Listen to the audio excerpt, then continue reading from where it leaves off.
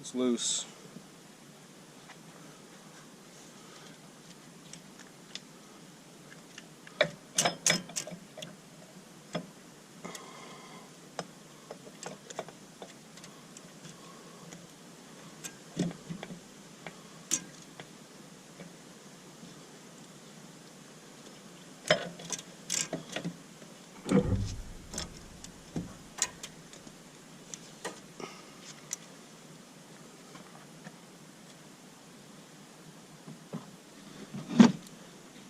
This is the Stanadyne pump. You got your part number, pump number, serial number right on the side of it. This is the part that comes off. You get to see underneath it, and I'll go ahead and do that for you so you guys can see what's underneath here.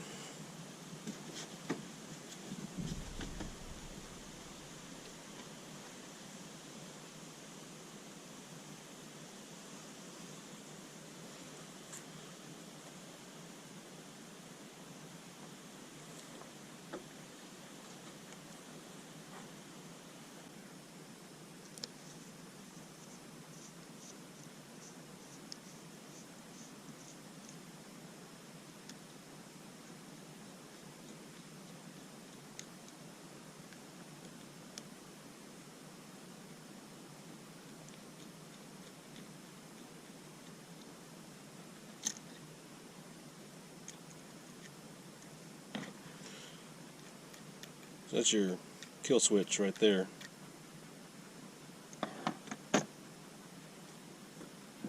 This is what it looks like inside.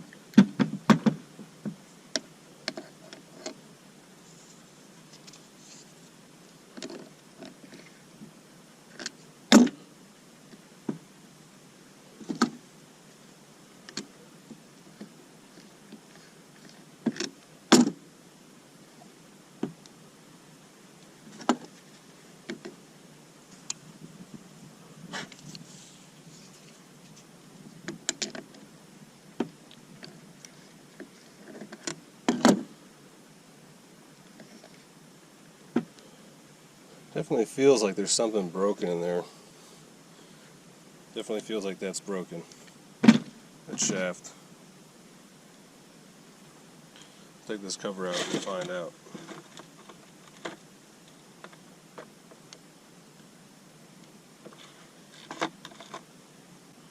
So a quarter.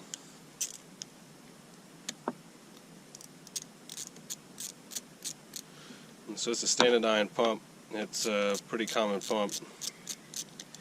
You can see on the back here, this is used for multiple applications, not just this tractor. There's different ports for more cylinders on here.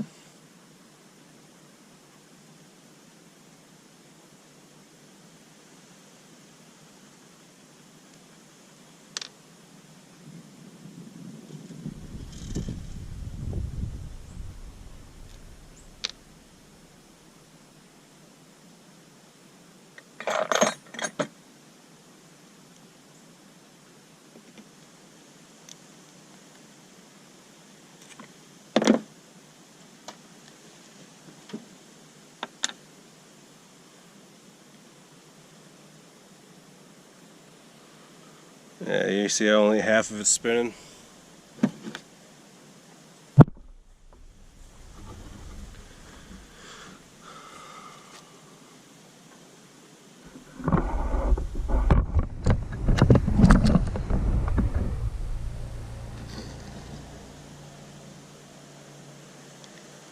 Yeah. Only part of it's spinning, that means the shaft is broke. The other half is just sitting there. It means the head's probably locked up.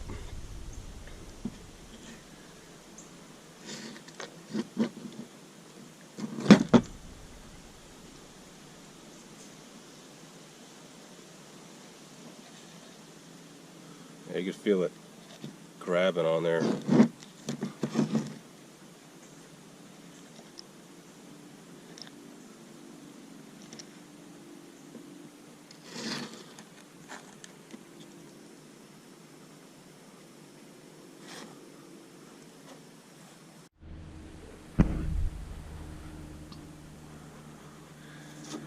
So we'll talk about my Stanadyne pump that I took off my John Deere. It's a Stanadyne injection pump. The model is a SE 501208, or it's a DB4327-5913. And I've got it torn down pretty much all the way here. You can see what happened with it. So the head slides into here. This rotor fits into the head, and it's actually supposed to be one piece. You see it happen. There's a weak part in the rotor right there where it just snapped right off. The reason why it snapped off was because it got locked in the head, which it won't even really go back in. We had to press it out. It was locked in there completely. So there are other things that can go wrong with the pump, but that's a pretty big failure.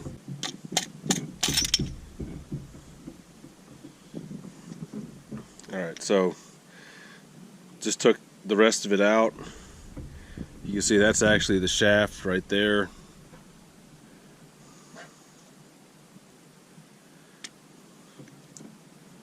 It just spins.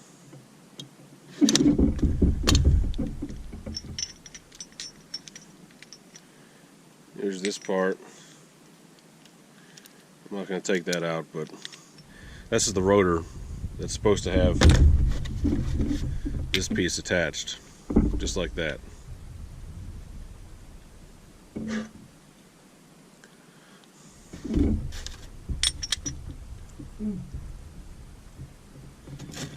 And of course, inside of here you had these.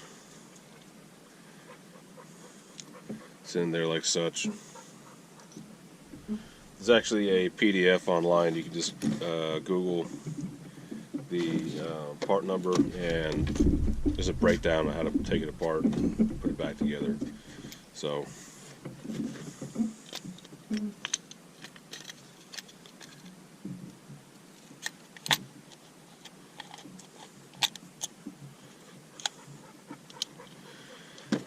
the reason why I'm not going to be rebuilding this one is because the head, you have to buy the rotor with the head as a paired set, obviously, because they're supposed to fit, have a really close tolerance and fit in there to spin. And the cheapest price I found was $1,000. So, and it's back ordered. You can't even get it right now thanks to coronavirus. So that's going away. And here is a brand new one.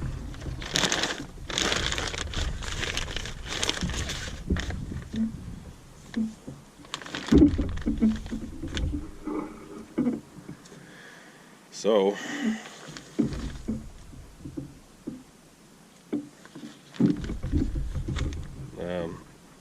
nothing really looks any different on it. Nothing's really changed. It's just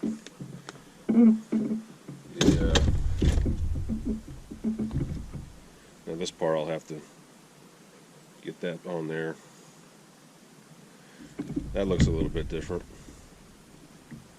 It's got the same number, same part and pump number. That part is different. So I'm going to throw it on there and see if we can get it going. They gave you this little instruction guide as to the reason why it could fail. The improper installation and timing, I don't think that was an issue with this one. Test injectors for proper operation, again, I don't think that's an issue. Check fuel supply pump for proper operation, I don't think that's it. Fuel filter, I just replaced it. Complete fuel system, prime fuel system, yeah, it works fine. It's actually none of these. It was just we had water in the fuel. Usually these go out, they'll break like this. If you got water in your fuel, it'll lock up. Obviously, it doesn't have the lubricants in there because you can see there's really no bearing in there. It just rides on the smooth surface. It relies on the diesel to lubricate it, and it was too much water in there, so it just locked up. So go ahead and replace it now.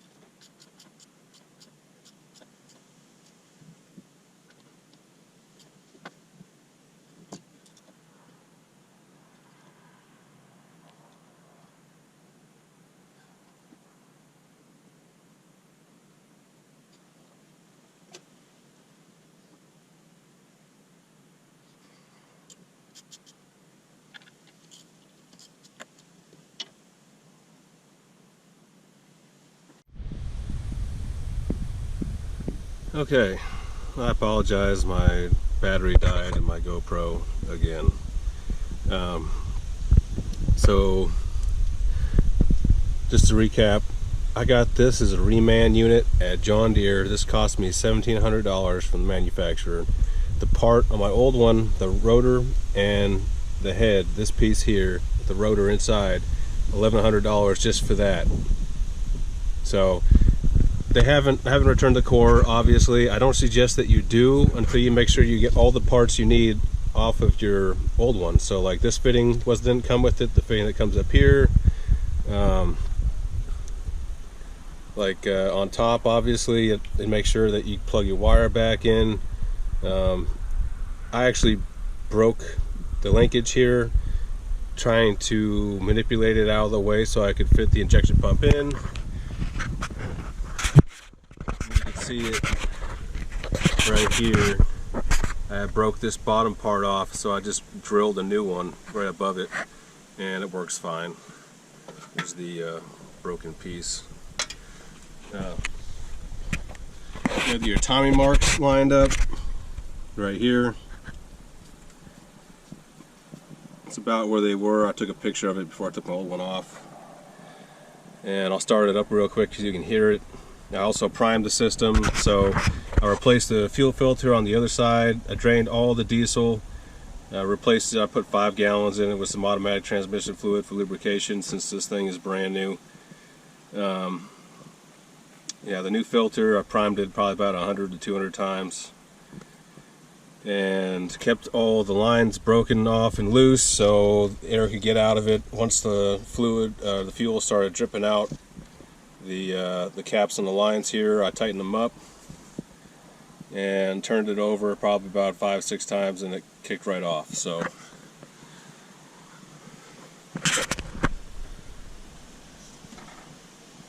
I'll start it real quick and you can hear it run for a second. I'll shut it back off. I still have to put some new coolant in it and clean it up.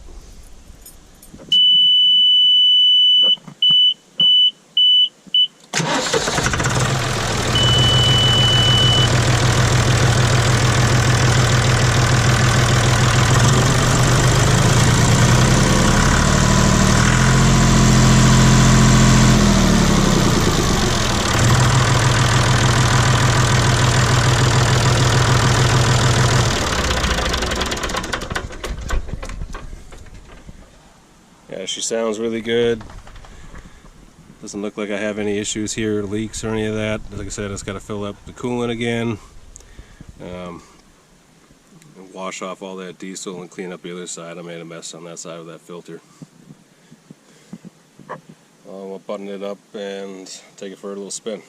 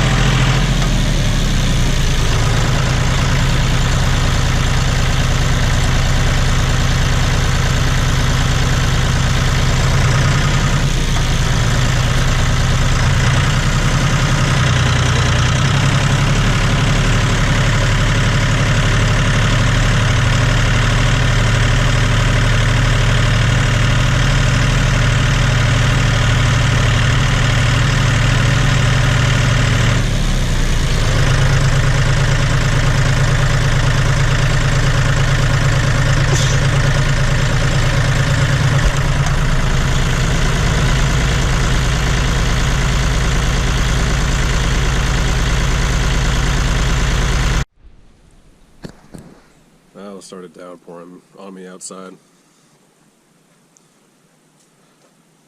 But she runs.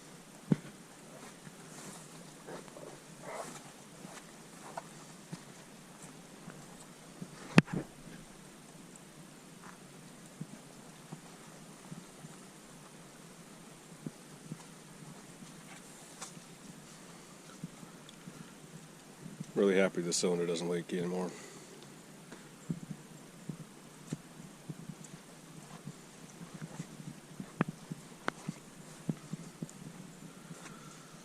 Alright, I guess the next video will probably be putting this thing back together. Thanks for watching.